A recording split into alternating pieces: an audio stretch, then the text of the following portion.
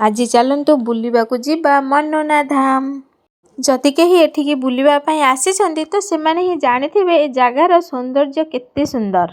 ଏ ମନ୍ଦିରରେ କେଉଁ ଦେବାଦେବୀ ପୂଜା ପାଆନ୍ତିନି, ଏଠି ଆମ ଭଳି ଜଣେ ସାଧାରଣ ଲୋକ ହିଁ ପୂଜା ପାଆନ୍ତି। ମନ୍ଦିରର କାରୁକାର୍ଯ୍ୟ, ମନ୍ଦିରର ସୌନ୍ଦର୍ଯ୍ୟ ବହୁତ ସୁନ୍ଦର। ଏଠିକୁ ଯିଏ ଯେଉଁ ମାନସିକ ରଖିକି ଆସିଥାନ୍ତି ତାଙ୍କ ମାନସିକ ନିଶ୍ଚିନ୍ତ ପୂରଣ ହୁଏ। ମାନସିକ ପାଇଁ ଏଇଠି କପଡ଼ା, ଗୋଟେ ନାଲି କପଡ଼ା ଆଉ ସୂତା ସବୁ ବାନ୍ଧିକି ଯାଆନ୍ତି। ତାଙ୍କର ମାନସିକ ପୂରଣ ହେଇଗଲେ ପୁଣି ଆସିକି ତାକୁ ଖୋଲି ଦିଅନ୍ତି। ଏଇ ଯେଉଁ ମନ୍ଦିରଟି ଦେଖୁଛନ୍ତି ନା, ଏଇଟା ନୂଆ ବନା ହେଉଛି। ମନ୍ଦିରର କାରୁକାର୍ଯ୍ୟ ବହୁତ ସୁନ୍ଦର। ହେଲେ କ'ଣ ହେବ, ଆମେ ତ ଯାଇଥିଲୁ ଯେ ବାବାଙ୍କ ଦର୍ଶନ କରିପାରିଲୁନି।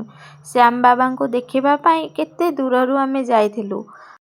ବାବାଙ୍କ ଦର୍ଶନ କେବଳ ସକାଳ 4ଟାରୁ ଆଉ ସକାଳ 8ଟା ଭିତରେ ହିଁ ହେଇପାରିବ। ତାପରେ ଆଉ ବାବା ତାଙ୍କ ସ୍ଥାନରେ ରହିନଥାନ୍ତି। ଏଇ ଯେଉଁ ଛୋଟ ମନ୍ଦିରଟି ଦେଖୁଛନ୍ତି, ଆରି ଭିତରେ ଶ୍ୟାମ ବାବା ଦର୍ଶନ ଦିଅନ୍ତି। ଆପଣମାନେ ବି ଆସନ୍ତୁ, ଆଉ ଥରୁଟେ ଏଇ ମନାଲି ଧାମ ବୁଲିକି ଯାଆନ୍ତୁ। ଜୟ ଜଗନ୍ନାଥ, ଜୟ ଶ୍ୟାମ ବାବା। ହଁ, ଏହି ଜାଗାଟି ୟୁପିର ବରେଲି ଠାରେ ଅବସ୍ଥିତ।